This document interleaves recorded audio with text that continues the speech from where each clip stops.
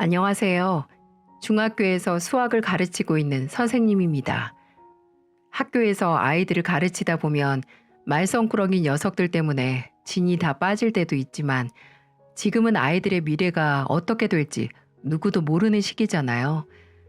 그래서 최선을 다해 아이들을 지도하려고 노력하고 있습니다.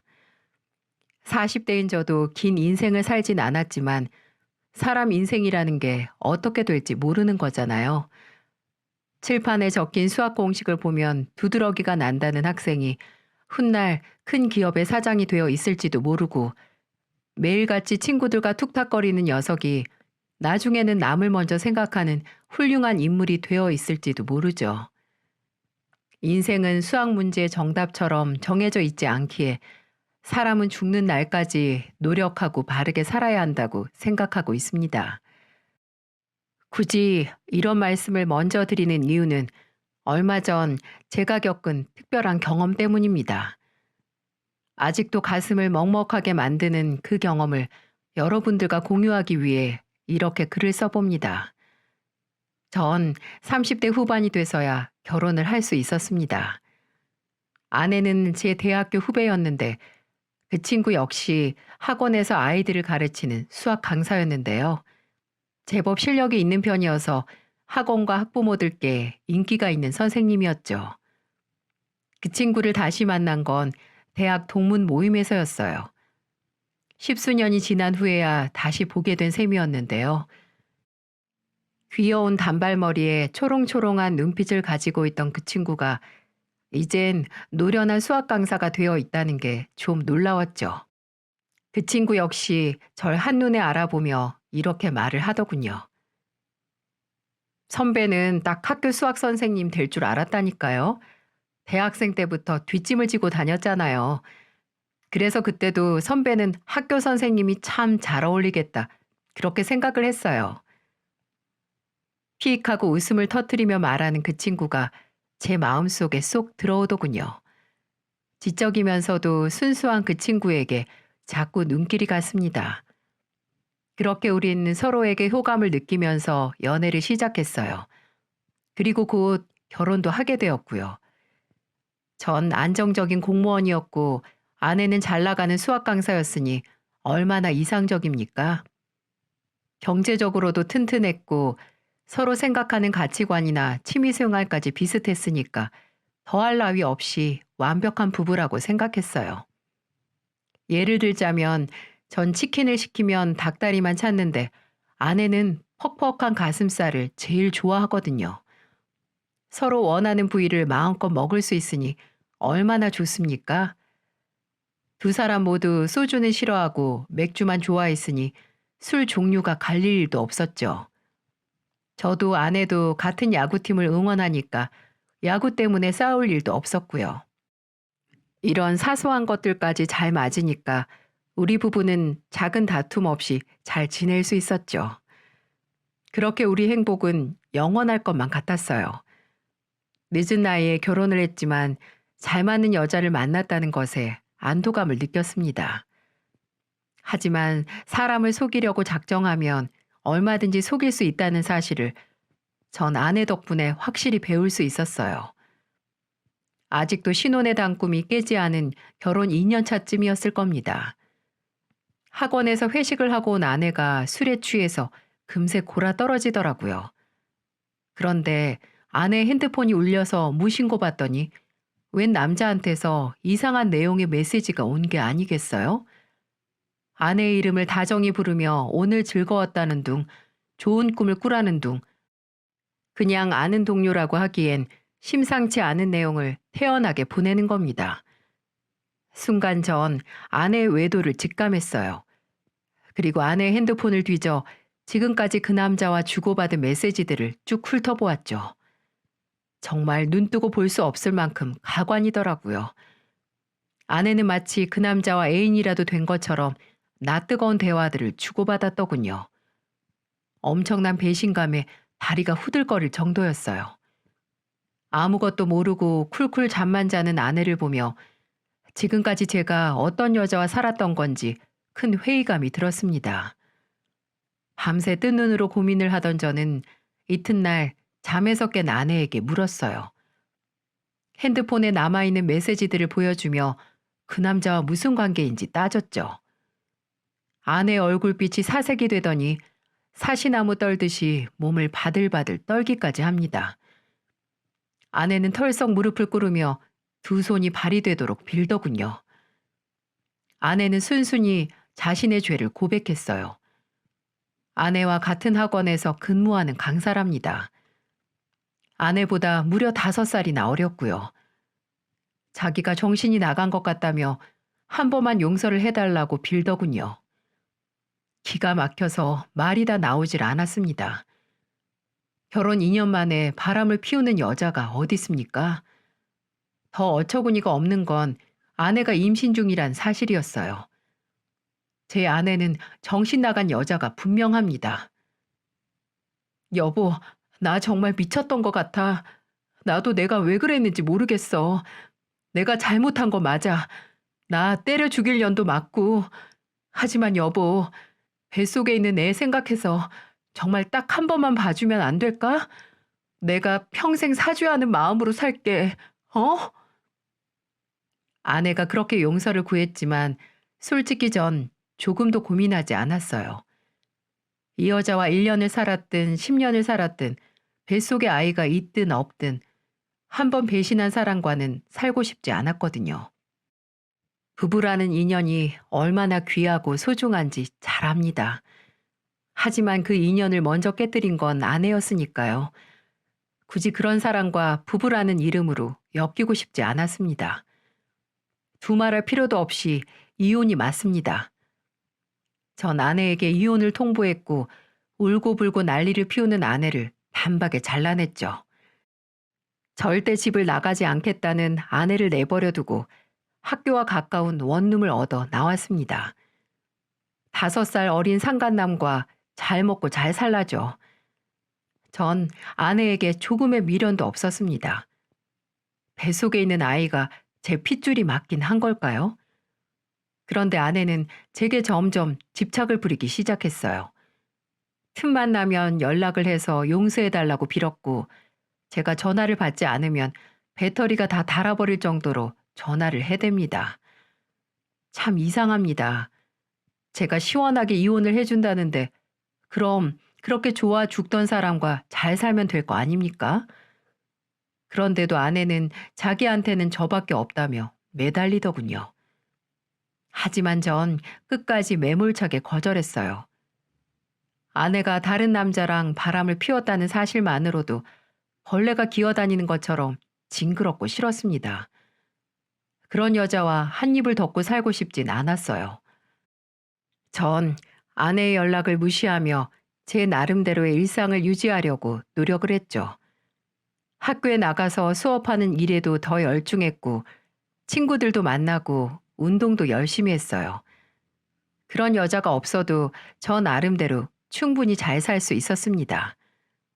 그런데 이 여자가 정말 무슨 생각으로 그러는지 점점 선을 넘기 시작하더라고요.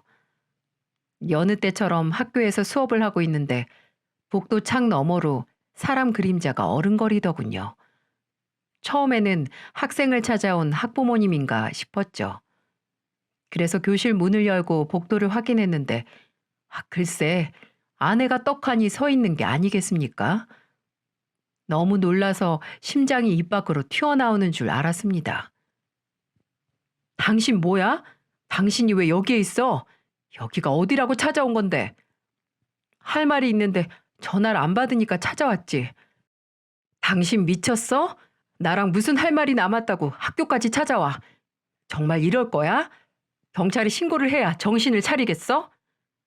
여보, 진정하고 내 말 좀 들어줘. 내가 잘못했다고 하잖아. 어떻게 해야 당신 화가 풀리는 건데, 어? 나 화 안 났어. 그냥 이제 사람을 믿지 못하게 된 것뿐이야. 그러니까 이제 그만 좀 해. 그냥 편하게 각자 인생 살자고. 넌 네가 좋아하는 사람 마음껏 만나면서 살아. 그럼 되잖아. 내가 좋아하는 사람이 당신이니까 그렇지. 왜 내 마음을 이렇게 몰라? 아내와 실랑이를 벌이니 학생들이 웅성거렸어요. 저는 일단 아내 보고 학교 밖에서 기다리라고 말을 하고 서둘러 수업을 마쳤죠. 아내는 항상 이런 식이었어요.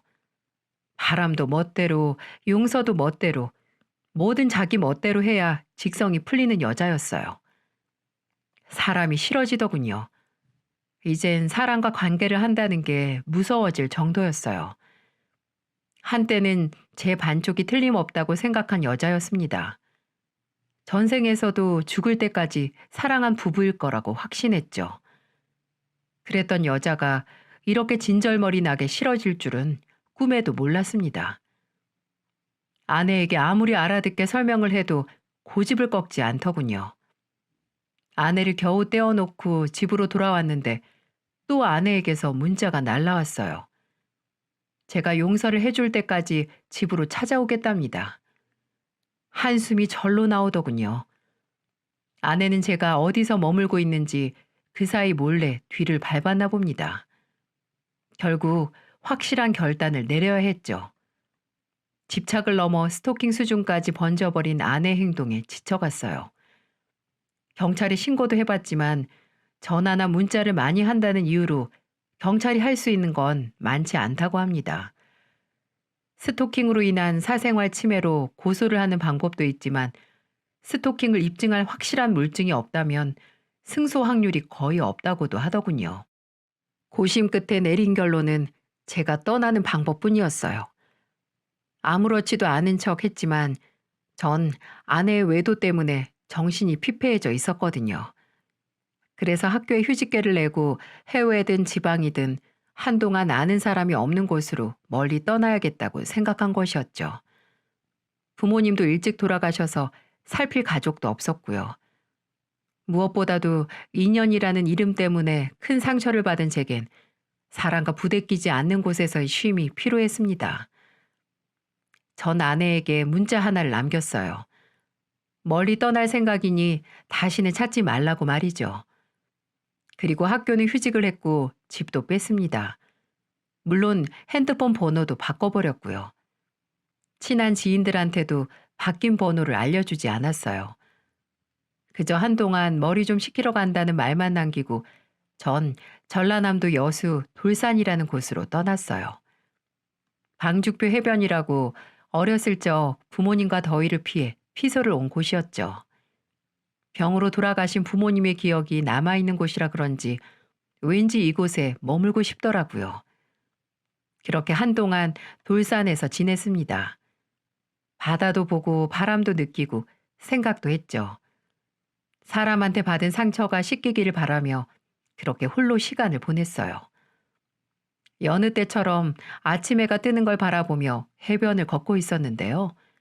바로 그 순간이었어요. 몇 달 동안이나 울리지 않았던 휴대폰에서 문자가 오는 알림 소리가 나지 않겠어요? 아무도 제 번호를 모르는데도 말입니다. 휴대폰을 열어보니 문자 메시지가 하나 와 있더라고요.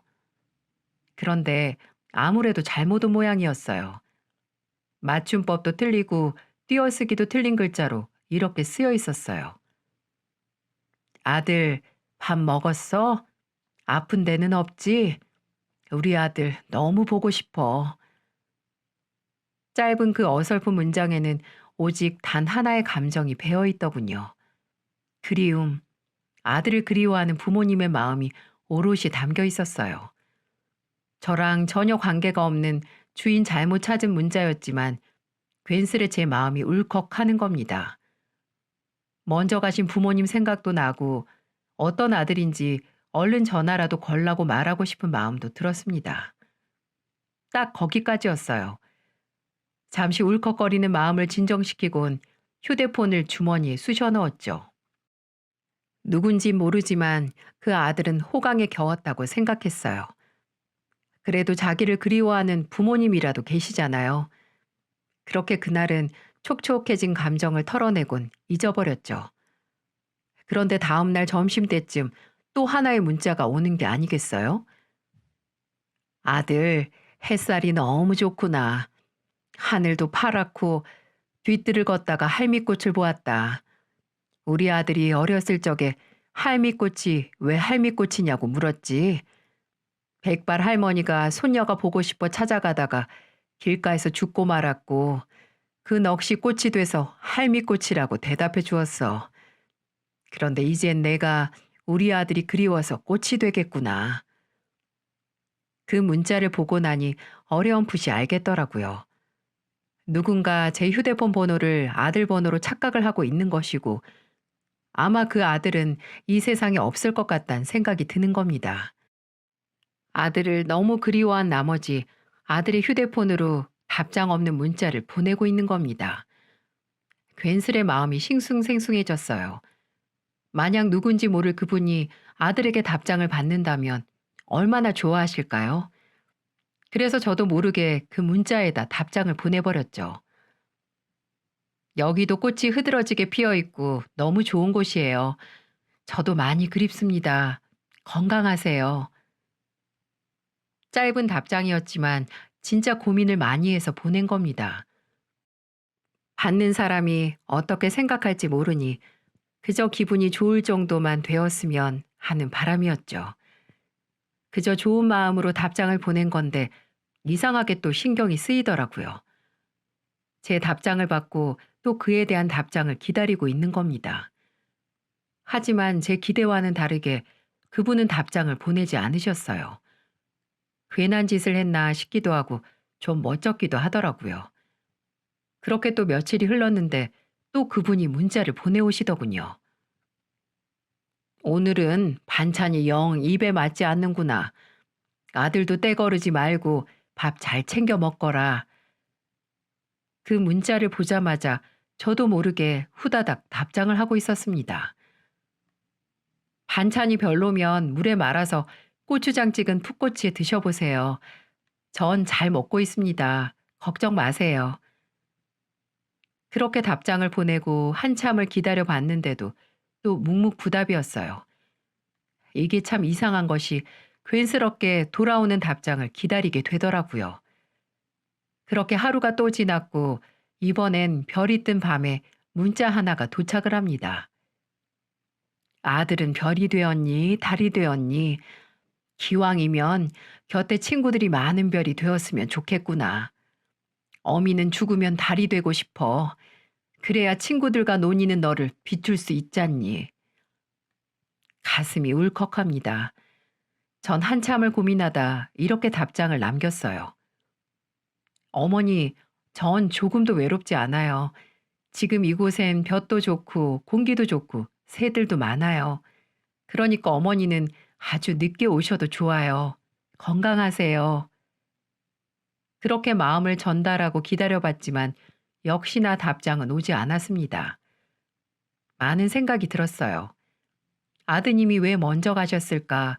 그 어머니는 왜 아들 휴대폰에다 문자를 보내는 걸까? 혹 아들이 세상에 없다는 걸 인지하지 못하는 걸까? 아니면 알고도 그리운 마음에 그러시는 걸까? 밤새 여러 가지 마음에 어수선했습니다. 날이 새자마자 전 문자를 보내온 그 전화번호로 전화를 걸었어요. 글쎄요, 제가 왜 그랬는지 지금도 잘 모르겠어요. 그저 아들을 그리워하는 어머님의 목소리가 듣고 싶었을까요? 몇 번의 벨이 울리고 난 뒤 이윽고 누군가 전화를 받았어요. 여보세요? 아, 안녕하세요. 다름이 아니라 뭐 좀 여쭙고 싶은 게 있어서 전화를 드렸는데요. 혹시 제게 문자를 보내신 분이신가요? 그러자 전화를 받은 상대가 반색을 합니다. 아이고, 허튼 문자를 받고도 꼬박 답장을 주신 분이시구나. 감사해요. 그러니까 이게 어떻게 된 거냐면, 전화를 받으신 분은 제게 문자를 보낸 분의 요양보호사 되시는 분이랍니다. 요양보호사분은 제게 찬찬히 설명을 해 주었어요. 그러니까 병동에 입원해 계신 할머님이 아들 번호로 문자를 간혹 보내시는데 치매를 앓고 계셔서 본인이 했던 일을 잘 기억하지 못한다는 거였어요. 어떨 때는 정신이 맑았다가도 또 어떨 때는 세상 천진난만한 표정으로 사람을 알아보지 못하고 눈을 껌뻑거리신답니다. 그래서 아들에게 보낸 문자에서 답장이 돌아오면 요양보호사님이 대신 읽어드리곤 했다는 거였죠. 그럴 때마다 할머님은 고개를 끄덕이며 우리 아들이 잘 있구먼 하고 흐뭇한 미소를 지으신다는 거예요. 그 말씀을 듣자마자 왠지 그분을 뵙고 싶다는 생각이 불쑥 들었습니다. 요양보호사님께 미리 양해를 구한 뒤 뭔가에 이끌리듯 그 할머님을 찾아뵈었죠. 그곳은 여수에서 멀지 않은 남원에 위치한 호스피스 병동이었어요. 여러분들도 잘 아시겠지만 그곳에 계신 분들은 얼마 남지 않은 여생을 최대한 편안하게 지내는 곳이죠. 병을 앓고 있는 할머님 역시 마찬가지인 모양이었어요. 제가 처음 할머님을 뵈었을 땐 할머님은 곤하게 주무시고 계셨어요. 머리는 할미꽃처럼 새하얀 백발이었지만 얼굴은 참 고우신 분이었습니다. 제게 괜히 미안해하시는 요양보호사님이 이런 말을 하시더군요. 하필 할머님이 잠드셨을 때 도착을 하셨네. 이를 어쩌지? 괜찮아요. 이렇게 얼굴만 봐도 상관없어요. 어차피 할머님은 제가 누군지도 모르시는데요, 뭘. 할머님이 치매에다가 암도 있으셔서 요새 잠을 더 많이 주무세요. 자다가 깨셔서는 정신이 멀쩡할 때도 있고 아닐 때도 있고 나도 할머님 보살펴드린 지가 벌써 1년도 넘었는데 이제 정이 들어서 당최 곁을 떠날 수가 있어야지. 에휴. 아, 그러시는구나. 5년 전에 교통사고로 아들 며느리 그리고 손자까지 한꺼번에 잃고 건강이 급격하게 악화가 되셨어요. 영감님도 그 충격으로 진직에 돌아가셨고 알고 보면 참 불쌍한 노인네야. 아이고 억센 팔자야. 요양보호사님에게 대충 들은 할머님의 상태는 별로 좋지 않았습니다. 치매도 치매였지만 암 진단을 받으시곤 호스피스 병동으로 옮겨오신 거였죠. 전이의 범위도 심했고 워낙 고령이셔서 치료가 불가능하다는 진단을 받으신 겁니다. 처음엔 6개월 정도를 사실 거란 말씀을 들으셨대요. 하지만 어쩐 일인지 할머님은 1년 넘게 버티고 계셨던 것이었죠. 역시 아들이 먼저 세상을 떠났던 것이었습니다. 그런 할머님은 아들에 대한 그리움을 문자로 남아 달랬던 것이겠죠. 그리고 제가 그 문자에다 답장을 보낸 거고요. 총각이 보낸 답장을 내가 읽어드리면 할머님이 눈물 맺힌 눈으로 고개를 끄덕이면서 좋아하세요. 그래서 내가 이름 모를 총각한테 참 고마워했었지. 정말 고마워요. 아닙니다. 저도 돌아가신 어머니 생각이 나서 그랬어요. 그래서 일부러 여기까지 온 거고요. 저도 좋아서 한 일이에요. 아이고, 그랬구나. 요양보호사님을 직접 보며 대화를 나누어 보니 그분도 참 정이 많으신 분 같더라고요. 가족을 모두 잃은 할머님의 기구한 운명은 안타까웠지만 그래도 마지막 곁을 지켜주시는 분이 좋으신 분이라 다행이라는 생각이 들었어요. 그렇게 얼마간 이야기를 나누고 자리에서 일어나려는 순간 할머님이 부스스 잠에서 깨시더라고요. 요양보호사님이 얼른 저를 가리키며 할머니께 말했어요. 마침 잘 일어나셨네. 할머니, 저 총각이 할머니한테 답장 보낸 사람이래요. 어? 할머니가 아드님한테 문자 보내시잖아, 문자. 그럼 조금 있다가 아들한테서 답장이 오잖아요. 그 문자를 저 총각이 보낸 거라고. 할머니 마음 좋으시라고. 아. 할머님이 눈을 껌뻑거리며 절 유심히 보십니다. 그러면서 제게 가까이 오라고 손짓을 하시더라고요. 전 할머님 곁으로 가서 두 손을 꼭 잡아드렸죠. 할머님이 쉰 목소리로 제게 말을 합니다. 고마워. 이 늙은이가 먼저 간 아들놈이 사무치게 그리워서 문자를 보냈어. 그런데 아들처럼 답장을 해주니까 아들이 어딘가에서 살아 숨쉬고 있는 것 같아서 참 좋더라고. 고마워 이 총각. 우리 아들놈도 딱 총각처럼 피고 곱게 생겼었는데. 할머님의 그렁그렁한 눈이 절 꼼꼼하게 살핍니다. 마치 생전의 아들을 보는 듯한 눈빛이었죠. 마음이 찡하게 울렸어요. 할머님은 하나하나 점을 찍듯 천천히 자신의 이야기를 해주셨어요. 요양보호사님 말처럼 교통사고로 온 가족을 한꺼번에 잃은 얘기부터 아들과 남편분이 얼마나 사이가 좋은 부자였는지도 말입니다. 하필 우리를 보러 오겠다며 일부러 휴가까지 내고 내려오는 길에 그만 영감이 충격을 받아서는 매일같이 술을 들이부었어. 하루 종일 땅이 꺼지도록 한숨을 쉬곤 밤이 되면 악몽에 시달려서는 식은땀을 뻘뻘 흘리다 깨버리곤 했지. 그리고는 얼마 살지도 못했어. 아들 식구가 그리워서 마누라 버려두고 먼저 간 게지. 나도 곧 따라가야 하는데 이 질긴 목숨이 얼른 끊어지지가 않어. 할머님의 그 말이 참 아프더군요. 전 할머니에게 이렇게 말해드렸어요. 할머니, 저희 부모님도요. 저 어렸을 적에 병으로 일찍 돌아가셨어요. 저 그래서 오랫동안 부모님을 가슴에 묻고 살았거든요. 그런데 할머니 문자를 받고 참 좋았어요. 엄마가 저한테 문자를 보낸 것 같았어요. 그러니까 할머니, 그냥 저 아들이라고 생각하고 마음껏 문자 보내세요. 저도 우리 엄마라고 생각하고 답장 보낼게요. 그럼 서로 좋잖아요. 어때요? 제 말에 할머님이 미소를 지으시더군요. 우린 그렇게 하기로 약속을 하고 헤어졌습니다. 아들, 오늘은 뭐에다가 저녁 먹었어? 우리 손자도 밥 잘 먹었니? 네, 엄마. 오늘은 집사람이 더덕을 구워주었어요. 그걸 먹은 준영이는 왜 어른들은 쓰고 매운 걸 먹냐고 하는 거예요. 집사람이랑 얼마나 웃었는지 몰라요. 갑자기 비도 많이 오고 바람도 많이 부네. 거기도 그렇지? 공기가 차니까 옷 따시게 입고 다녀라. 네, 걱정 마세요, 엄마. 조만간에 한번 찾아갈게요. 집사람도 엄마가 많이 보고프대요. 아들, 오늘 너 어렸을 적 사진을 꺼내 보았단다. 말도 빨리 하고 글도 참 빨리 배웠지. 동네 아줌마들이 서울대 갈 거라고 얼마나 부러워했는데. 서울대는 못 갔지만 엄마 덕분에 바르고 건강하게 컸잖아요.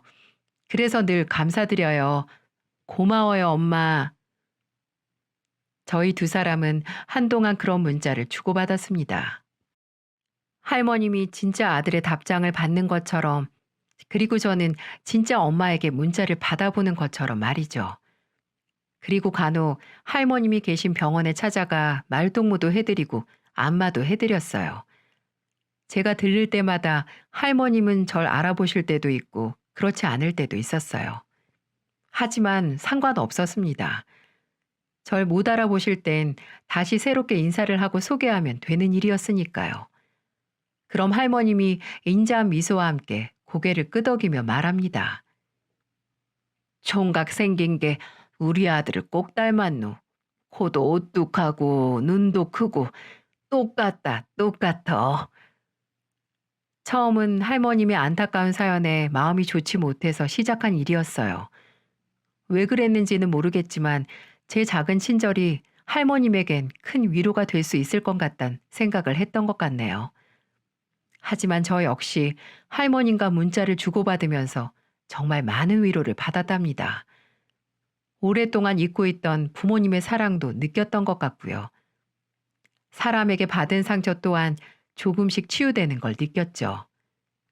그렇게 꼬박 몇 달간을 할머님과 소통을 이어갔습니다. 요양보호사님도 요새 할머님 안색이 부쩍 많이 밝아지셨다면서 아주 좋아하시더라고요. 참 다행이었어요. 시한부 판정을 받은 할머님이 건강하게 지낸다는 소식에 괜스레 울컥하는 마음이 듭니다. 전 할머님이 몇 년이고 더 사셨으면 좋겠다는 희망을 가졌죠. 할머님이 계시는 동안 전 얼마든지 아들 노릇을 해드릴 준비가 되어 있었으니까요. 할머님이 잘 드시는 호떡을 사가지고 면회를 갔습니다. 그날따라 유독 정신이 맑으시더라고요. 환한 웃음으로 절 반기며 포근하게 안아주시더군요. 오늘따라 총각이 왜 이렇게 반가운지 모르겠네. 에이, 저 총각 아니라니까요. 자꾸 총각이라고 부르시면 사람들이 저 진짜 총각인 줄 알아요. 마누라가 바람나서 이혼했다며? 마누라 없으면 총각이지. 물론 새 총각은 아니고 헌 총각이지만. 안 그래? 아유, 짓궂기도 하셔라. 오늘따라 우리 어머니가 왜 이렇게 힘이 펄펄 나실까? 그러게, 이상하게 오늘 기분이 참 좋으네. 안색도 좋고 목소리도 좋았습니다. 제가 사온 호떡도 참 맛나게 드셨고요. 그런 할머니를 가만히 보고 있자니 저도 참 좋더라고요. 그렇게 할머니랑 시간을 보내고 일어나려는데 할머니가 절 부르며 이런 말씀을 하시는 거예요. 그동안 참 고생했어. 네? 무슨 고생이요? 우리 아들 노릇하느라 고생했다고. 어떨 때는 진짜 우리 아들 같아서 너무 좋았어. 그래서 총각한테 참 고마워. 이제 우리 진짜 아들을 만나게 되면 오히려 총각이 그리워질 것 같아. 에이, 그럼 오래오래 사시면 되죠. 아드님은 한참 있다가 만나시고요. 그럴까? 전 할머니의 등을 포근하게 쓸어드리고는 발걸음을 돌려 숙소로 돌아왔어요. 그리고 이튿날 요양보호사님의 전화를 받게 되었죠. 그 전화를 받고 너무 슬펐습니다. 너무 안타까웠고요. 총각, 할머님이 어젯밤에 떠나셨어요. 환하게 웃으면서 좋은 곳으로 가셨어. 눈물샘이 고장이라도 난 것처럼 눈물이 쉼없이 흐르더군요. 할머님은 그렇게 제게 마지막 인사를 하고는 진짜 아드님을 만나러 떠나셨어요. 딱히 가족이 없던 할머님은 생전 장례를 어떻게 치르라고 요양보호사님에게 미리 언지를 주었던 모양이었어요. 그래서인지 요양보호사님은 마치 큰 따님처럼 묵묵히 할머님의 장례를 알아서 준비를 하셨더군요. 그리고 제게 이런 부탁을 하셨습니다. 평소 할머님이 3일장 치를 것도 없이 제밥만 받고 바로 가신다고 했거든. 하지만 그때 아드님이 없었을 때 이야기고 이젠 총각의 아드님이랑 다름없으니까 딱 3일만 더 아드님 노릇 해주면 어떨까? 상주를 맡아달라는 말씀이셨어요. 왜 안 되겠습니까? 몇 달 동안 쌓인 정은 몇십 년 쌓인 정과 다름없었는걸요. 전 진짜 저를 낳아주시고 길러주신 어머니가 떠난 것처럼 슬프고 힘이 들었습니다. 보호사님과 저는 상주 자리를 지키며 할머님 가시는 길을 배웅해드렸죠. 할머님이 미리 봐둔 자리에 할머님을 모시고 난 뒤에야 모든 것이 끝이 났습니다. 이젠 제게 문자를 보내실 분도 제 답장을 받을 분도 계시지 않았어요. 헛헛한 마음을 애써 참으며 이제 저도 서울로 돌아가야 하나 싶었습니다. 다시 학교로 돌아가 아이들과 부대끼며 살고 싶다는 생각이 들더군요. 할머님 덕분에 제 마음이 많이 치유가 된 모양이었어요. 그리고 마지막으로 할머니가 남긴 영상을 우연히 보게 됐습니다. 그 영상은 제게 남긴 것도 아니고 요양보호사님께 남긴 것도 아니었어요.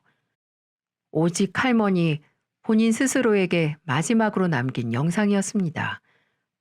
그 영상을 보고 혼자 얼마나 울었는지 모릅니다. 그 내용에는 삶의 가치, 소중함, 지난 세월들이 다 담겨져 있었거든요. 복자야, 이 세상에 태어난 지도 벌써 70년이 넘었구나. 그동안 많이 힘들었지. 지금 생각해보면 사람은 언젠가는 죽을 몸인데 왜 그렇게 발버둥을 치면서 살았는지 모르겠어. 쌀밥 사 먹으려고 아등바등 살아온 세월을 생각하면 지금도 헛헛하게 웃음이 다 나네. 좋은 남자 만나서 결혼도 했고 소중한 자식도 낳았었는데 이제는 복자니 주위에는 아무도 없네. 인생이 참 쓰다고들 하는데 난 덜 익은 과일처럼 더 쓴 인생을 산 것 같아. 이제 우리 그만할 때가 됐어. 너무 사는 게 힘들고 괴로웠지 않니? 하늘로 가면 내 소중한 자식이랑 소중한 사람들을 다 만날 수 있겠지. 복자야, 그동안 열심히 살았다. 고생했어. 이젠 모든 걸 내려놓자구나. 박복자 이름으로 이 세상을 살게 해줘서 고마워. 너를 사랑한다. 본인이 본인한테 쓰는 마지막 편지 너무 아름답지 않으신가요? 스스로에게 고맙다 말을 하며 인생을 돌아보며 숨을 거둔 할머니의 마지막 모습을 보고 제 자신을 한번 되돌아보는 계기가 되었습니다. 사람 인생은 어떠한 것보다 자신이 가장 소중하고 올바르게 살아야 된다는 것도 알 수 있었고요. 그렇게 전 할머니와의 마지막 작별을 해야만 했습니다. 그렇게 돌아가려고 준비를 하던 와중에 요양보호사님이 절 꼭 한번 보자고 하시더군요. 마지막 인사를 하시려는 건가 싶어서 그분을 만났죠. 그런데 보호사님이 누군가와 함께 계시는 겁니다. 자신을 변호사라고 소개한 그분이 제게 몇 가지 서류를 내미시더군요. 이게 뭐냐면 돌아가신 박복자 할머니께서 신호영 씨한테 남긴 유산입니다. 네? 유산이요? 그렇습니다. 실은 2주 전에 할머님이 저와 보호사님이 계신 자리에서 유언장을 남기셨어요. 할머니 명의로 되어 있는 토지를 보호사님과 신호영 씨한테 절반씩 상속하신다는 유언입니다. 정말 생각지도 못한 일이었어요. 할머님에게 그런 재산이 있을 거라고는 생각도 못했고 그런 재산을 생판 남인 제게 상속하실 거라고도 상상하지 못했죠. 할머님이 가지고 계신 논밭 규모도 상당해서 모두 정리한 금액이 4억 남짓한 큰돈이었습니다. 그걸 요양보호사님과 절반씩 나누면 2억씩이나 되었죠. 하지만 제가 이런 큰돈을 어떻게 받습니까? 변호사인 제가 정확하게 듣고 작성한 유언장이니까 법적으로도 아무 문제가 없어요. 그간 할머님이 신호영 씨한테 크게 고마워하신 것 같아요. 할머님의 진심이니까 받으셔도 됩니다. 변호사님의 말씀에 고민이 많이 되더라고요. 아무래도 할머님이 떠나시며 남겨주신 재산을 덥석 받기가 쉽지 않았습니다. 할머님의 유언장에는 요양보호사님과 저에 대한 고마움이 절절하게 담겨 있었어요. 이렇게나마 그 고마움을 갚을 수 있어서 다행이라는 말도 있었고요. 그리고 유언장 말미에는 이렇게 쓰여 있더군요. 기꺼이 늙고 병든 할미의 살가운 아들이 되어준 헌총각이 하루빨리 마음의 병이 낫길 바라네. 그 글귀에 제 코가 시큰거려서 혼났습니다. 할머님은 제가 깊은 상처를 가지고 있다는 걸 전부 알고 계셨나 봐요. 이 정도면 진짜 저희 엄마라고 해도 모자람이 하나 없는 것 같았어요. 고심 끝에 전 할머님에게 받은 돈 전부를 소외계층에 기부하는 것으로 결정을 했습니다. 그 돈으로 제가 호의호식하는 것보다 어려운 사람을 돕는 게 할머님이 더 기뻐하실 것 같다는 생각이 들어서요. 제가 그런 결정을 하니까 할머님을 극진히 보살폈던 보호사님도 받은 돈의 절반을 불우이웃을 위해 쓰겠다고 하셨어요. 제가 아무리 마음 가는 대로 하시라고 해도 그래야 본인도 편할 것 같다고 하시네요. 그렇게 모든 일을 정리를 하고 난 이후 전 학교로 돌아와 복직을 했습니다. 저는 이곳을 떠났을 때보다 훨씬 마음이 가벼워져 있었고 제 인생을 다시 시작할 수 있는 자신감도 얻었어요. 아직 전 아내가 나타나진 않았지만 이젠 그 여자 때문에 속상해하는 일은 없을 것 같습니다. 그러고 보면 사람의 인연이라는 게 참 신기하고도 오묘하죠. 그래서 전 아이들을 가르칠 때도 늘 바르게 살아야 한다고 강조합니다. 물론 애들은 수학 선생님이 도덕 선생님처럼 말한다며 투덜거리긴 하지만 말이죠. 전 오늘도 제 인생을 열심히 살고 있습니다. 부디 여러분들도 누구에게나 부끄럽지 않은 인생을 살길 바랍니다. 제 사연을 끝까지 들어주셔서 정말 감사합니다.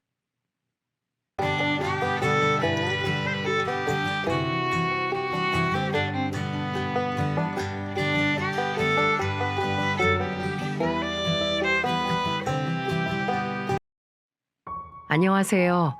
착하고 예쁜 두 아이의 엄마입니다.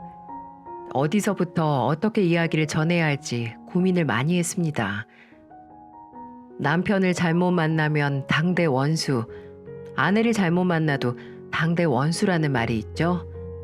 결혼을 잘못하면 정말 평생을 불행하게 살 수 있다는 뜻인데요. 그만큼 결혼이라는 건 신중하게 판단해서 결정을 해야 하고 또 그만큼 운도 따라줘야 하죠. 그런데 열 길 물속은 알아도 한 길 사람 속은 모른다고 하잖아요. 당장 부모님들은 내 속으로 낳은 자식 속도 다 모른다고 하는데 어떻게 생판 처음 만나는 사람의 속까지 다 알아서 결혼을 결정할 수 있겠어요? 다 사랑에 눈 멀고 뭣도 모르고 냅다 결혼을 하는 게 다반사죠. 저는 사람을 잘못 만나서 잘못된 선택은 할 수 있고 내가 선택한 사람이 알고 보니 제대로 된 사람이 아닐 수 있다고 생각합니다. 누구든 실수는 하는 법이니까요. 중요한 건 실수를 인정하고 내 인생의 실수를 만회하기 위해 새로운 선택을 하는 거라고 생각합니다. 저는 한 번에 크나큰 실수를 했고 이 실수를 제대로 잡기 위해 치열한 싸움을 했습니다.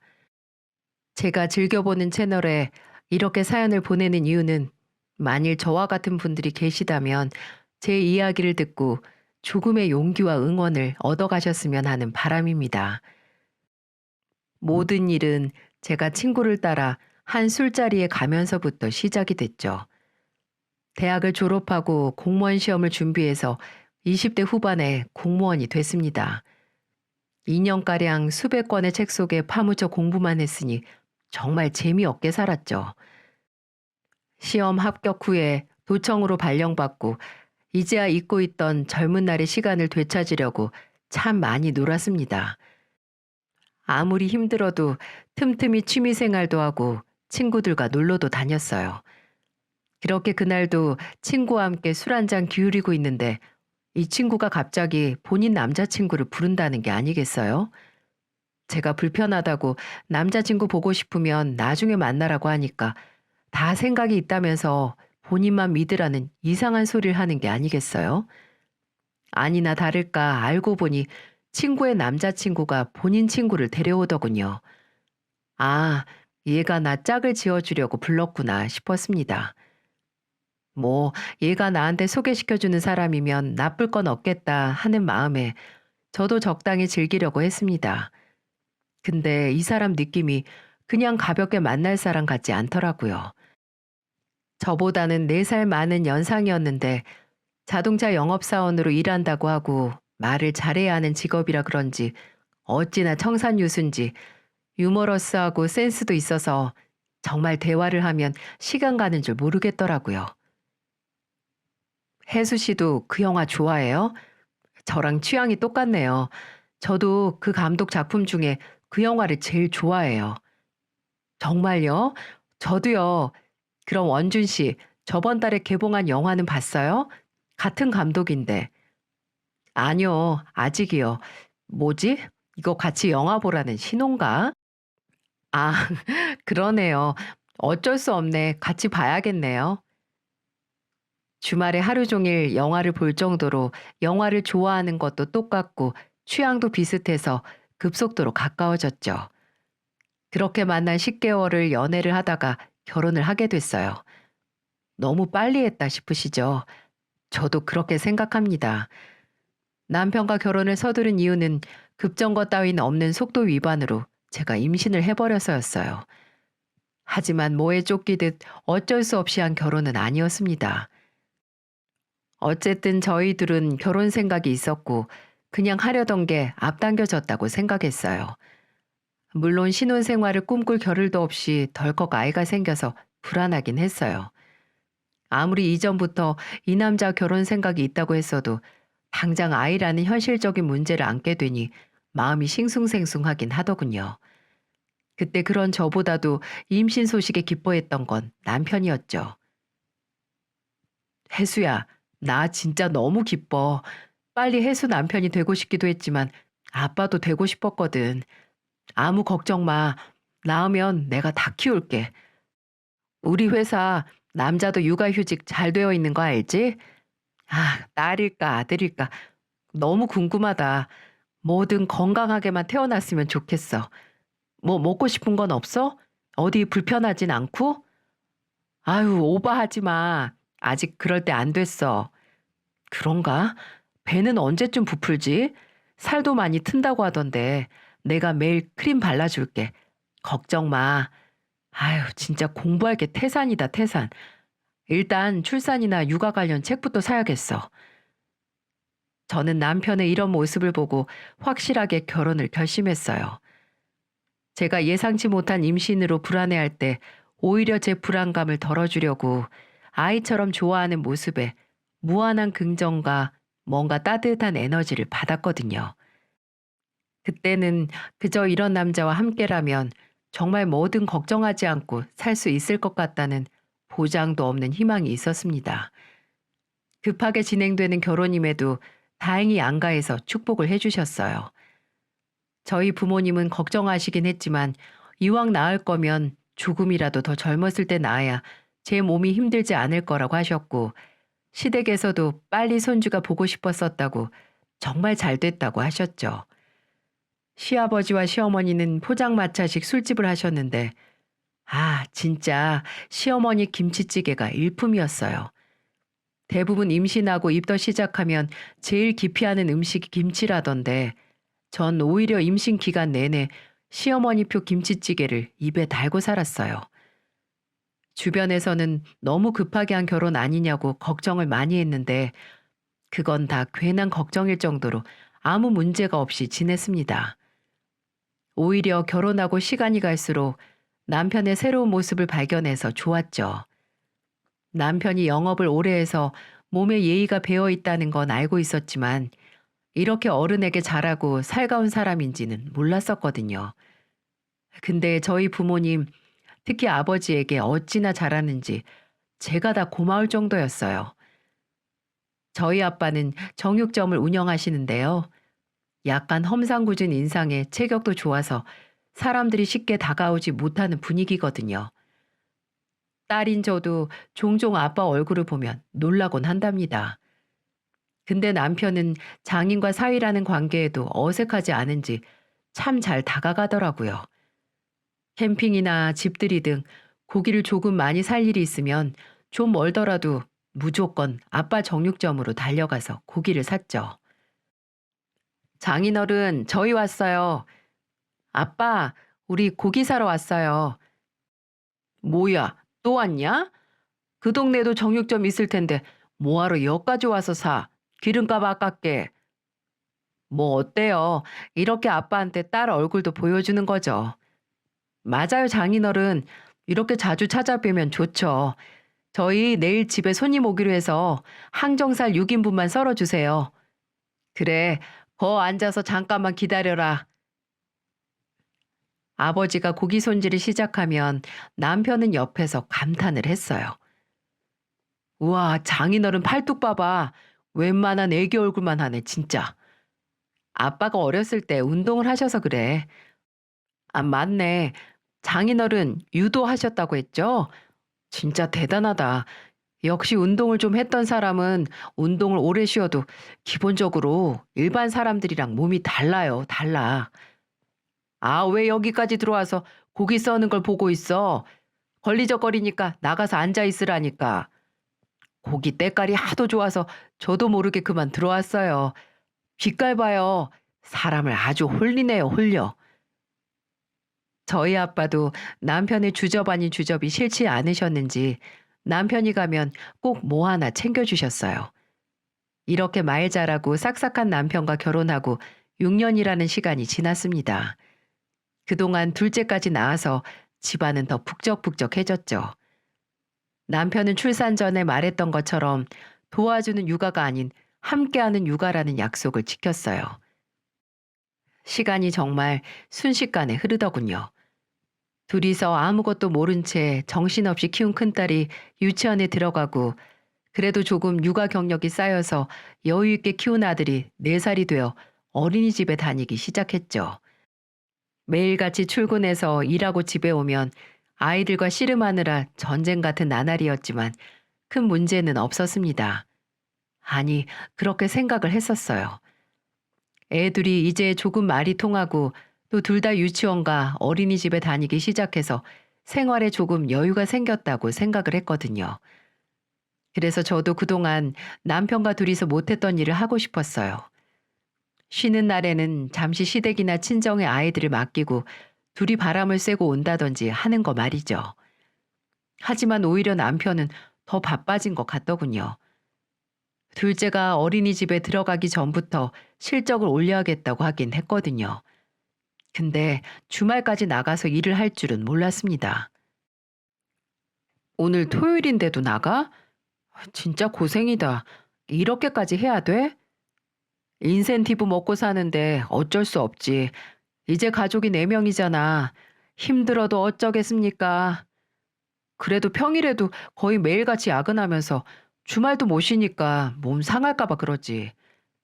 걱정 마. 장인 어른만큼 몸이 튼튼하진 않지만 당신 남편 체력도 나쁘지 않으니까 주말에 당신하고 애들만 놔둬서 미안해. 다음에 교회로 나가서 코에 바람이라도 쐬고 오자. 오늘도 집에 있을 거지? 어, 낮에 애들 데리고 잠깐 앞에 공원이라도 갔다 와야지. 애들 때문에 고생하네, 우리 집순이. 두 망나니 상대 잘하고 있어. 되도록 빨리 집에 올게. 저도 힘들긴 했지만 가족을 생각해서 업무량을 늘리는 남편도 걱정이 되더라고요. 남편이 주말에 출근을 하고 저도 밀린 집안일을 하는데 엄마에게서 연락이 오더군요. 시간 있으면 애들 데리고 와서 점심 같이 하자고요. 그래서 애들을 데리고 친정으로 가려고 했습니다. 애 둘 데리고 대중교통 타는 건 너무 힘들 것 같아서 차를 타고 가기로 했죠. 남편은 평소 회사에서 법인으로 영업용 차량이 있어서 회사 갈 때는 그걸 쓰거든요. 보험 문제랑 키로수로 유류비나 톨비가 지원이 되니까요. 남편 회사 차 말고 집에는 결혼 전에 제가 타던 차가 하나 더 있는데 저는 신혼집으로 이사 후에 대중교통을 이용을 해서 이제 그 차는 종종 가족끼리 어디 갈 때만 쓰고 있었어요. 그래서 외출 준비 마치고 애들 데리고 아파트 주차장으로 내려갔는데 아니, 제 차가 없는 게 아니겠어요? 분명 마지막으로 쓰고 주차한 자리가 맞는데 없어서 일단 스페어키를 갖고 있는 남편에게 전화를 걸었죠. 여보세요? 뭐야? 벌써 보고 싶어서 전화했어? 여보, 혹시 내 차 다른 데 주차한 적 있어? 차가 안 보이네. 어? 당신 어디 나가? 오늘 집에 있는다며. 아, 엄마한테 점심 먹으러 오라고 연락이 와서 애들 데려가려고 했지. 그래서 차 타고 가려고 하는데 차가 없어. 어, 차 내가 가져왔어. 왜? 당신 차는 어쩌고? 바퀴 때문에 카센터에 맡겼어. 거기 들렀다가 출근하기 귀찮아서. 그래서 오늘만 당신 차 가지고 나왔는데 당신 외출할 거 알았으면 그냥 카센터에 들르는 건데 미안. 먼저 말 못했다. 아, 그랬구나. 택시 부르거나 해서 가야겠네. 일단 알겠어. 평소 같았으면 그냥 그랬나 보다 하고 말았을 텐데 왠지 느낌이 쎄했습니다. 뭐라고 설명할 수 없는 불안감의 씨앗이 꿈틀거리는 기분이었어요. 일단 그때는 택시 불러서 친정에 갔다 왔네요. 그리고 남편이 퇴근할 때 물었습니다. 내 차 상태 어때? 꽤 오래 운전 안 해서 세차해야 했을 텐데. 먼지만 조금 쌓였던데 내가 오늘 가면서 했어. 그래? 근데 여보, 혹시 차 안에서 내 목욕 가방 못 봤어? 저번에 수영 다니면서 차에 놔뒀을 텐데 가방 안에 내 시계를 뒀던 것 같아. 몇 달째 안 보이네. 어? 못 본 것 같은데? 말 나온 김에 내가 내려가서 확인해 봐야겠다. 또 까먹을라. 내가 갔다 올게. 당신 벌써 잠옷 입었으면서 뭐하러 나가? 나 씻기 전이니까 내가 갔다 올게. 목욕 가방이라고 했지? 어쩐지 허둥지둥하는 모습에 심장이 조금 주저앉았어요. 저 사람이 오늘 내 차를 몰고 간 곳이 회사가 아닐 것 같다라는 불길한 기분이 스멀스멀 올라오기 시작했죠. 당장 뭐라 할 구체적인 증거가 없으니 더 대화를 할 수 없더라고요. 다음 날 퇴근하고 애들 하원시킨 후에 남편 퇴근 전에 주차장으로 가서 차를 확인했습니다. 차에 타서 일단 블랙박스부터 확인을 했죠. 근데 웬걸 블랙박스의 영상이 죄다 지워져 있는 게 아니겠어요? 아니 평소 운전도 잘 안 하는 차에 블랙박스 용량이 얼마나 찼다고 자동 삭제가 됐었을까요? 분명히 3주 전에 제가 주차된 차에 흠집을 발견하고는 블랙박스 영상을 확인해서 백업을 했었거든요. 저는 마지막으로 이 차를 사용한 남편이 고의적으로 블랙박스 영상을 지웠다는 의심을 떨칠 수가 없었습니다. 대체 어디를 갔다 왔길래, 아니 옆자리에 누굴 태웠길래 남편이 바람을 피울 수도 있다는 생각에 그대로 차 안에서 몇십 분을 얼어 있었네요. 그 순간 이 인간을 어떻게 하지라는 생각과 동시에 솔직히 정말 바람을 핀다는 걸 확인하기가 두렵다는 생각이 들었어요. 확실히 확인을 하면 예전으로 돌아갈 수 없을 테니까요. 그렇게 차 안에 얼마나 시간이 지났는지 모르겠습니다. 복잡한 정신을 최대한 정리하면서 가만히 앉아 있는데 아빠한테 전화가 오더라고요. 다 잠긴 목소리 가다듬고 전화를 받았더니 고기 보냈다고 받으면 바로 먹으라고 무심하게 말씀하시는 아빠. 순간 아빠의 목소리를 듣고 울컥 울음이 터져 나올 것 같았지만 진짜 피를 삼키는 기분으로 참았습니다. 목소리가 흔들리는 걸 들키기 싫어서 알겠다고 지금 운전 중이라고 하고는 빨리 끊었네요. 일단 차 안에 앉아 있었긴 했으니까요. 그래도 아빠 목소리를 듣고 나니 조금 마음이 진정되고 다잡을 수 있을 것 같더라고요. 저는 확실한 증거와 사실 확인이 필요했습니다. 만약 정말 바람이 맞다면 이제 끝이라고요. 아무리 제가 두 아이의 엄마이고 내 가정의 일원이지만 아직까지 이렇게 아빠에게 챙김당하는 귀한 딸이라는 생각이 들었어요. 분명 가정에 대한 책임이 있었지만 배우자의 바람까지 눈 감는 게 그 책임에 포함되지 않는다고 생각을 했습니다. 확실한 증거를 찾기 위해 움직였죠. 그 증거를 모으는 동안 집에서 얼마나 연기를 했는지, 남편에게 본인이 바람을 핀다는 걸 꿈에도 예상하지 못하는 순진한 아내인 척 했습니다. 혹시라도 남편이 낌새를 알고 행동이 조심스러워지면 제가 증거를 못 모으니까요. 남편 앞에서 바보처럼 웃으면서도 속으로는 남편을 쳐다보면서 심장이 점점 딱딱하게 굳어가는 걸 느꼈습니다. 제가 일하는 회사로 초소형 녹음기와 보조 배터리까지 구입해서 시켰네요. 그리고 남편이 샤워하는 동안 남편 차에 가서 조수석 아래에 설치했어요. 보조 배터리가 있어야 장시간 녹음이 된다는 후기를 보고 용량이 제일 큰 보조 배터리까지 연결했네요. 그리고 제가 일을 해서 미행까지 할 수는 없으니 그건 흥신소에 의뢰했어요. 세상에, 제가 살다 흥신소에 연락을 하는 날이 올 줄이야. 정말 드라마에서만 있는 일이라고 생각을 했는데 제 일이 되는 날이 오더군요. 그렇게 저는 2달 동안 최대한 많은 양의 증거를 모았어요. 흥신소에서는 제게 남편이 어떤 여자와 다정하게 팔짱을 끼고 호텔에 들어갔다 나오는 사진과 그 여자가 무려 초등학교 교사라는 정보를 주더군요. 애들을 가르치는 교사가 밤에는 유부남을 만나서 호텔에 들어가다니 심지어 그 여자도 유부녀더군요. 믿어지시나요? 진짜 어찌나 기가 막히던지요. 남편 차에 심어놓은 녹음기에서 두 년놈이 쪽쪽거리면서 애정행각하는 소리까지 얻어내고서야 준비가 끝났습니다. 애들 앞에서 따질 수도 없으니 금요일 저녁에 친정에 맡기고 왔죠. 일단 남편과 말이 끝나기 전이니까 부모님께도 설명하지 않았어요.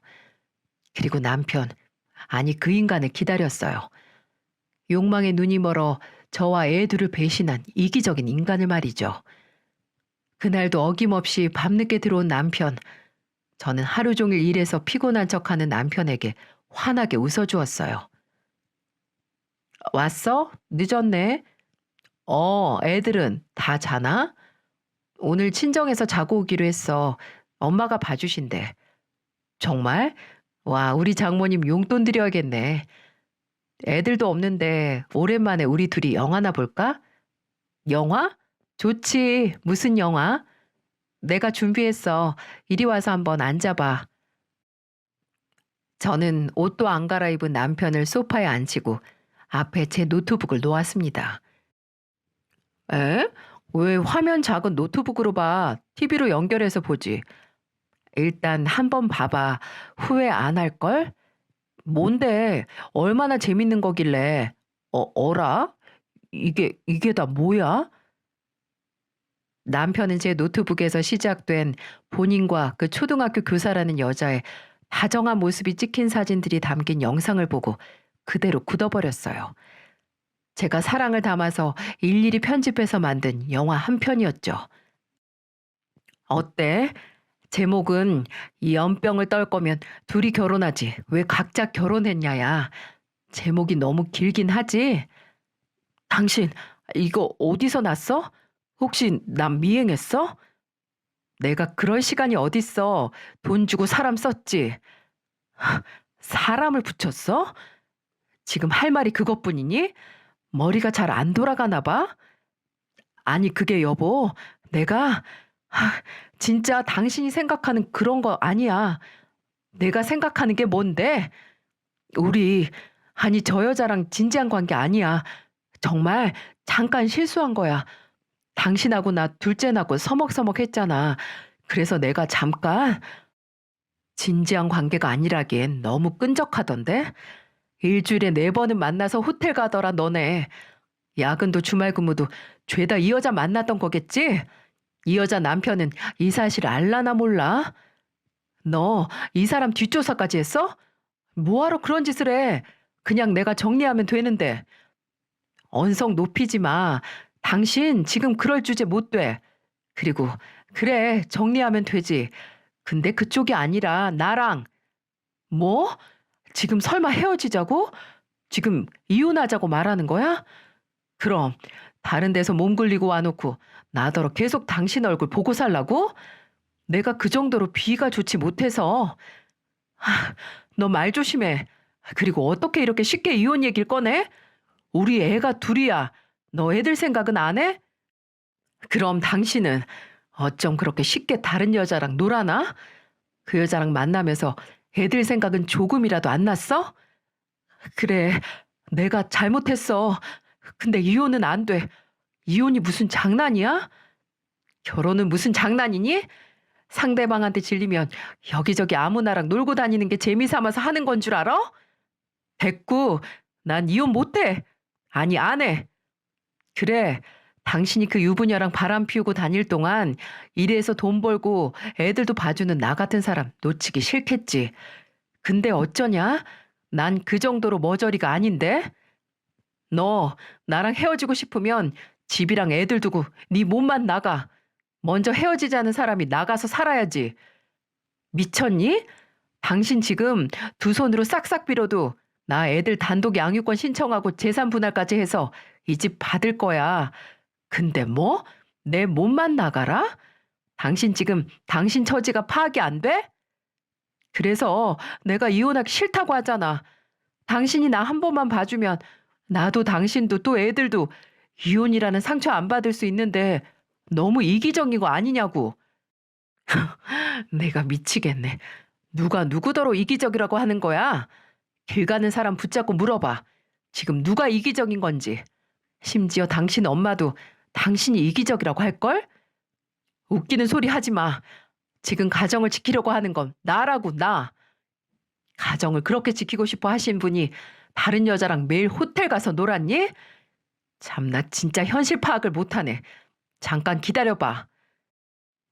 저는 아직도 상황 파악을 못하는 남편 앞에서 바로 시어머니에게 전화를 걸어 스피커폰을 켰죠.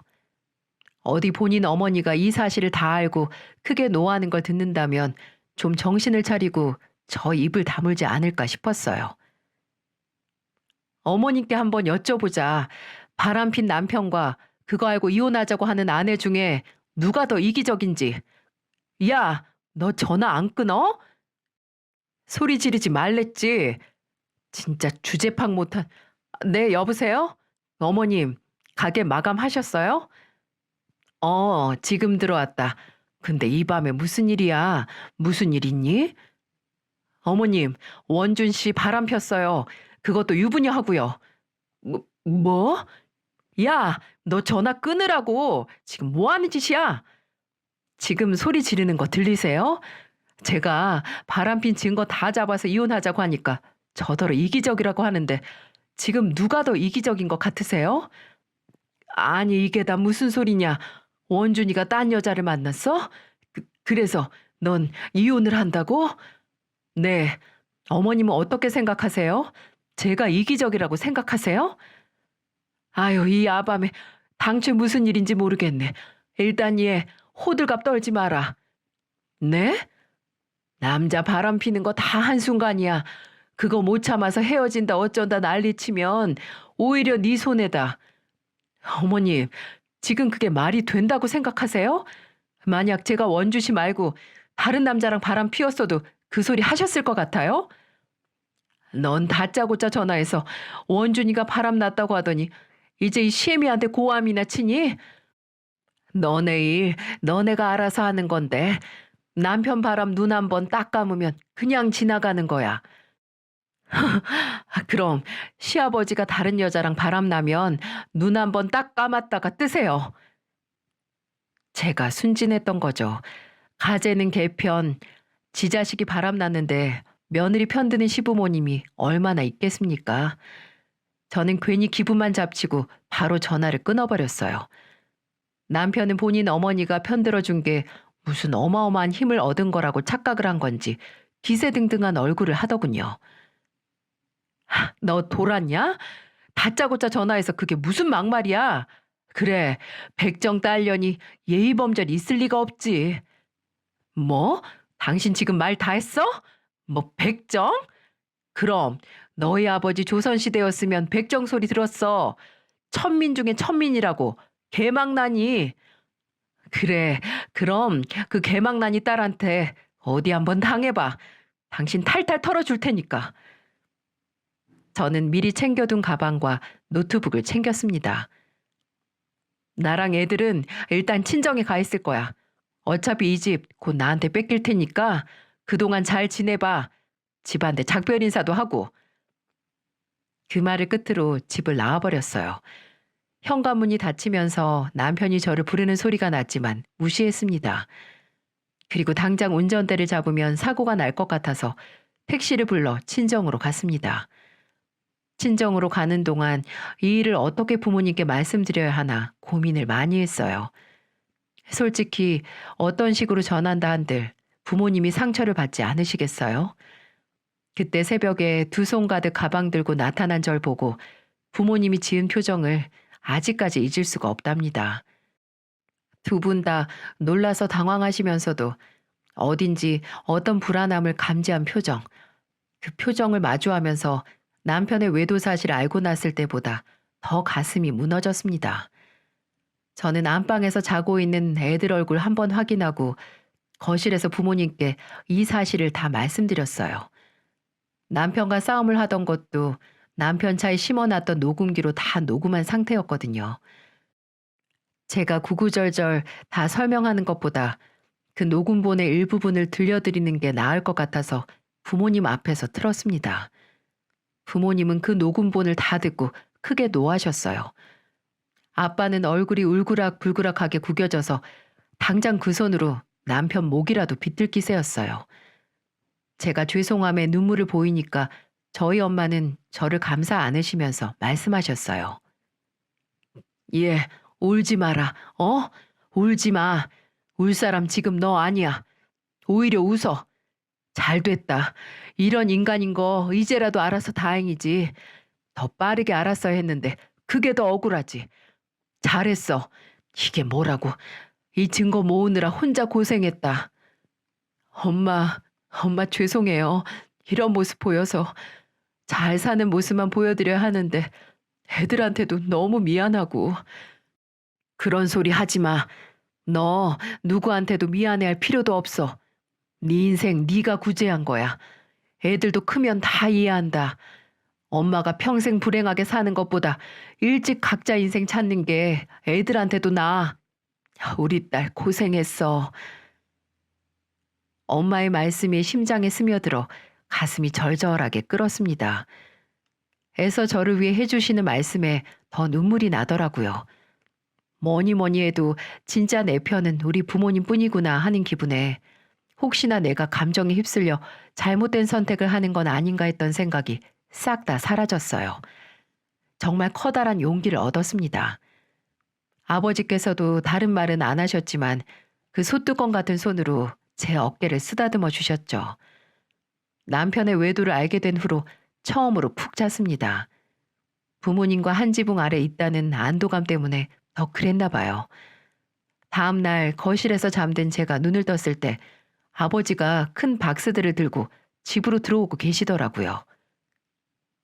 아빠, 어디 갔다 오세요? 이렇게 일찍? 네 차랑 짐 챙겨왔다. 그 집에 다시 가서 그놈 볼 필요 없어. 네? 제 집에 갔다 오셨다고요? 아유, 제가 가도 되는데 그 사람 출근할 시간에 가도 되고요. 근데 아빠, 혹시 그 사람 보셨어요? 오늘 주말이라서 출근 안 했을 텐데. 이거나 받아. 아빠는 제 물음엔 대답도 안 하시고 그저 제 차키만 돌려주시더라고요. 그 인간을 마주친 건지 아닌 건지 통 알 수가 없었어요. 일단 제 차를 가져왔다고 하셔서 주차장에 있는 차로 갔습니다. 혹시나 그 인간이 그 후에도 제 차를 타고 그 여자를 만날 수도 있으니 블랙박스 영상을 챙기기 위해서였죠. 차에서 영상들을 확인하는데 오늘 아침 시간으로 동영상이 남아있는 게 아니겠어요? 제 차 블랙박스는 주차하고 있는 동안에는 차가 충격을 받으면 자동으로 녹화가 시작되게 설정을 했거든요. 뭔가 해서 틀었는데 와, 진짜 충격적인 걸 발견했죠. 영상은 차가 한 차례 흔들리면서 저희 아빠와 남편이 등장하면서 시작을 했습니다. 아빠께서 들고 있던 상자를 차 위에 올려놓으면서 차에 충격이 갔고 그렇게 녹화가 시작됐나 보더라고요. 이렇게 다 가져가시면 어떻게 해요? 아직 이혼이 확정된 것도 아닌데.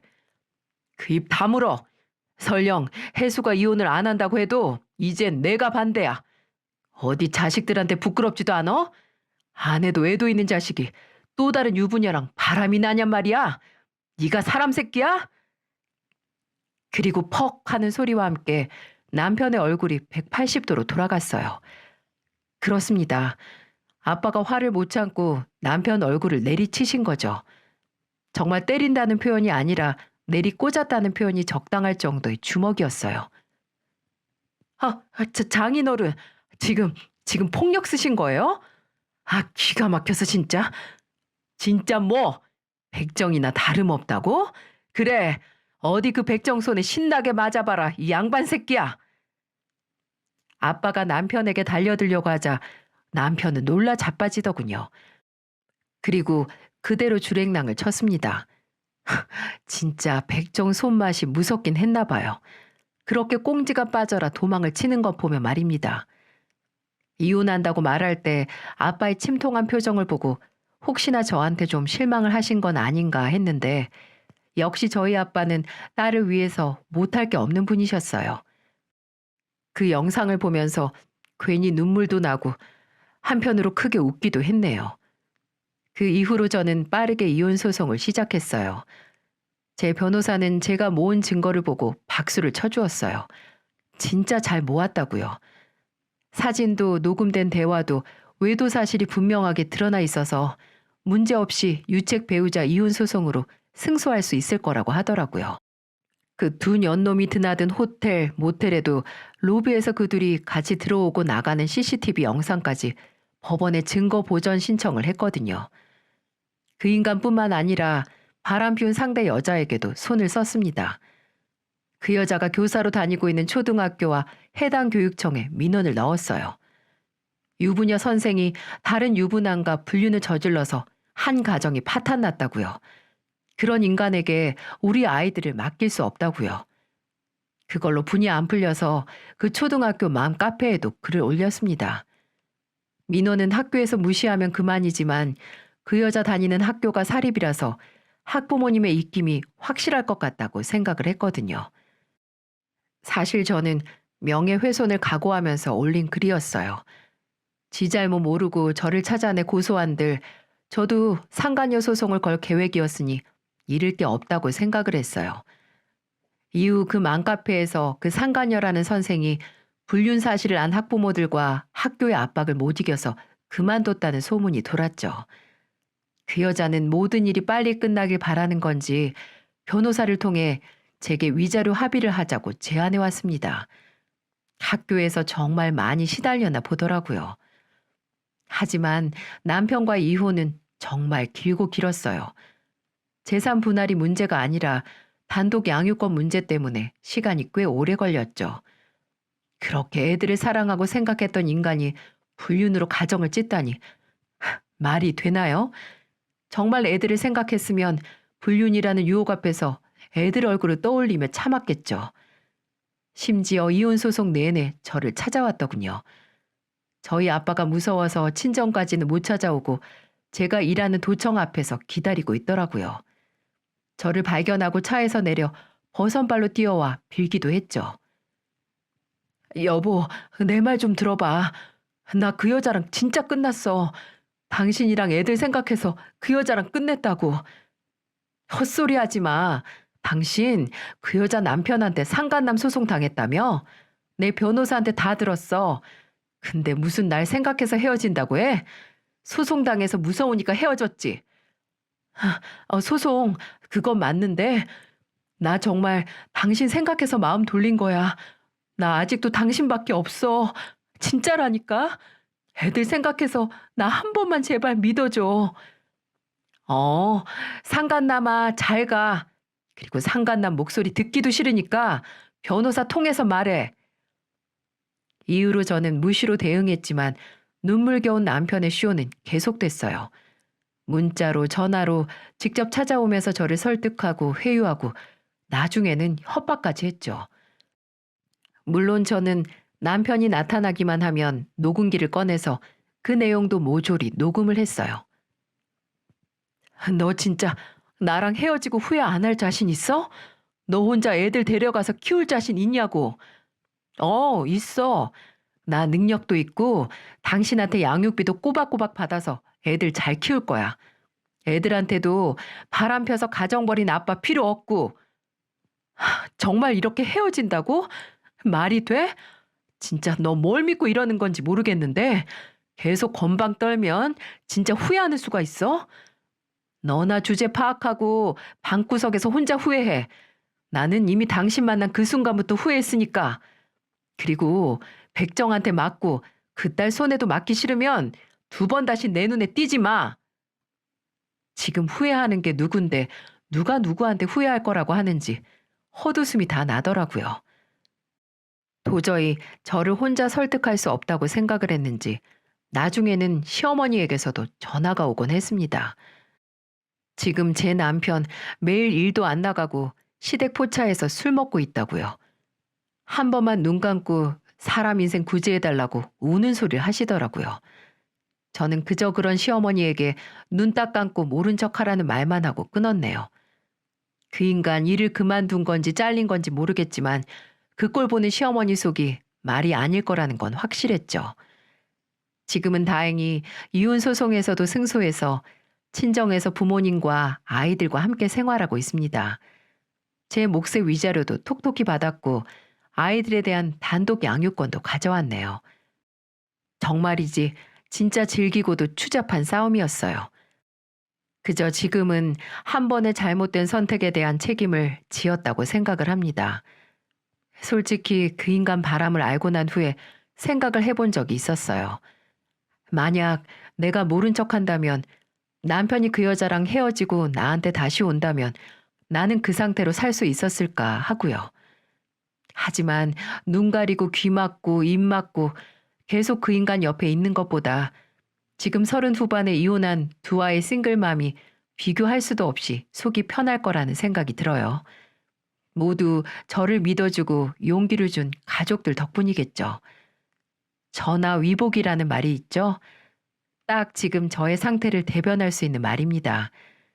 분명 그 인간의 외도와 이혼은 여러모로 제게 화였지만 지금이 그 화를 이겨내고 이루 말할 수 없는 긍정적인 효과를 받았으니까요. 이혼을 선택하면서 저는 제 인생의 전환점을 맞이해서 완전한 주도권과 자기 통제를 할 수 있는 힘을 얻었답니다. 혹시라도 당장 눈앞에 제가 겪어온 것과 같은 큰 선택을 앞둔 분들, 단 한순간만 생각을 해보세요. 나를 소중하게 여긴 사람들의 얼굴과 내 자신이 무엇을 선택해야 행복할 수 있을지를요.